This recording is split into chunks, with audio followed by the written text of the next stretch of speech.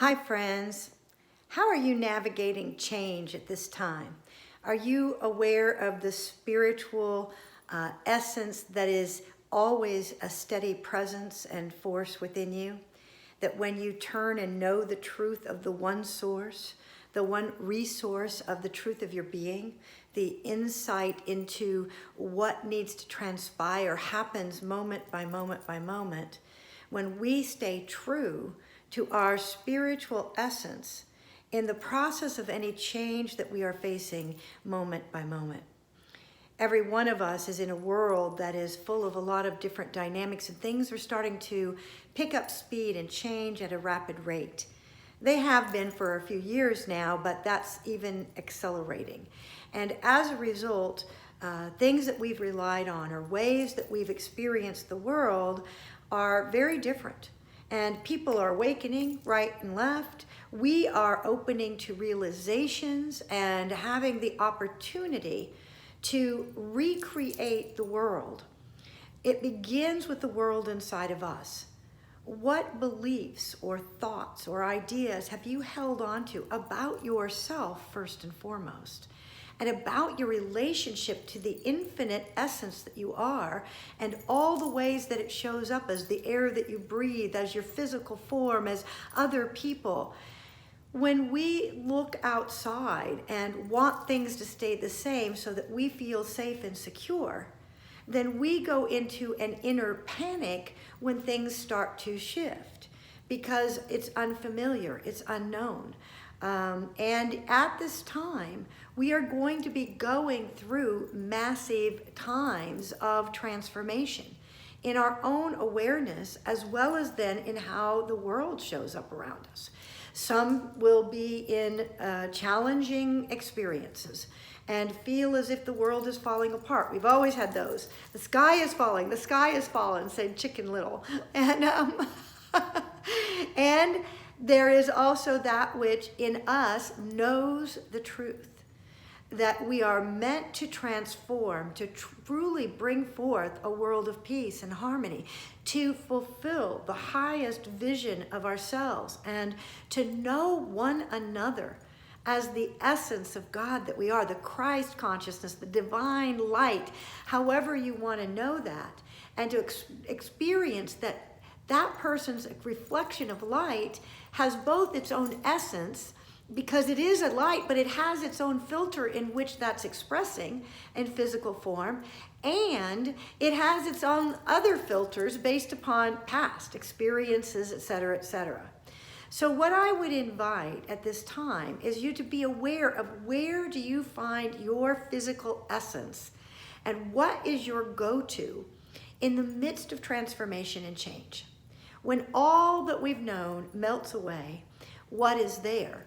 What is there is the truth. What is there is the real, that which you are as a being of light and a flowing consciousness of the divine. We define ourselves by the roles and the definitions and identities that we've taken on. But as those get challenged or fall away, then we begin to return to the truth of who and what we are. And it is a time we're in that we need to make sure that we are going back to that rather than spinning off in some story of identification of what this means. We've become, wonderful meaning-making machines. That's what the collective mind does, and the mind that we think is ours. And it really is a collective consciousness that is inviting us now to claim instead, step away from that mind, step away from identifications, to step back into the truth of your being and know yourself as the light of the infinite, as the love that is available here and now and everywhere in everything. And that to begin to see from inside, first of all, ourselves as this expression of love. And every experience and feeling that we have, grief, anger, etc., is really an expression of love. It maybe has a particular filter on it, but at the core, the only thing there is love and light. That's what it is. And it appears as darkness because it's reflecting back to us some place where more love is being called. And so we are to call forth that love, and to know if we're grieving that that's love. And to know that if we're angry, that's love. And let's get back to the core of it within ourselves. If we are in judgment, we are actually working with love in a distorted fashion. And we're being invited to come back, because that's a filter we put on that blocks us from experiencing the love that is our essence, and the love that is in every circumstance and situation. So as we begin to break down the filters that we've operated in the world, then what gets revealed are the places where we have defined ourselves as less than love, as not the light, as not the truth. And we've been living in the illusion and making it have power that it doesn't have. And it's time for us to claim our true spiritual power, our divine essence, to know that we are a vessel and a presence for love, and that love, if it is seen and known and shared with absolute clarity and purity, without all the filters and distortions, love is a clarifying essence. And when we express that love in the midst of what appears as something else, we are piercing with an arrow that bubble of illusion that would keep us in fear of not being secure, or not being whole, or not being enough, or needing to prove ourselves. All those places we've lived out fear in so many ways, and separation from our true self, are being pierced by the arrow of truth, by clarity. And love will have its way. It will melt away the resistance, and we will find that we are made new in the image and likeness of the true essence of the one being and flowing consciousness that we are. And it can't be defined in a static moment. We can take a photo of it, but we're into video these days. We're into movement. See, there are many, many layers that are happening omnidimensionally at every moment. And as we open to that awareness, when we look a particular direction, we're only seeing through that facet of the crystal in that moment.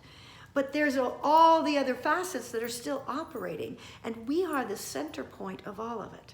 That the consciousness we choose and the love that we share is the place where we transform our own understanding, our own vision, our own awareness, and we transform the world.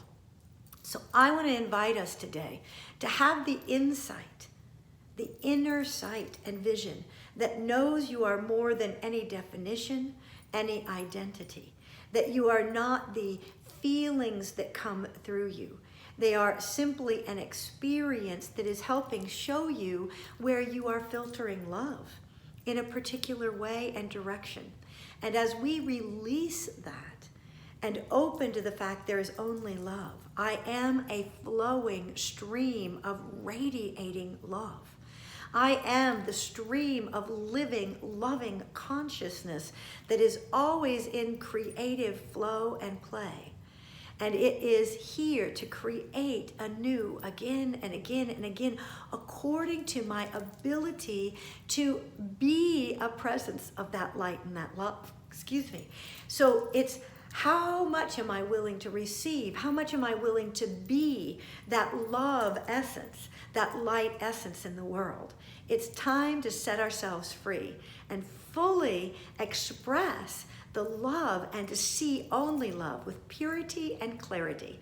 I love this time that we're in, and the transformation that is aligning us to the light of truth, the light of our own being, the light of our soul, if you wish to call it that. That the living stream of consciousness in its wake is destroying all of the structures that have blocked it from being in its flow. Oh, wow. And yes, we can call that fearful. We can call that challenging, or we can say, wow, look at what love is bringing us to. The wonder of wonders is that love will have a fulfillment for each one of us that is beyond what we could have imagined if we allow the love and the creative energy to flow through us here and now in each and every moment. Notice the filters and just recognize them as that.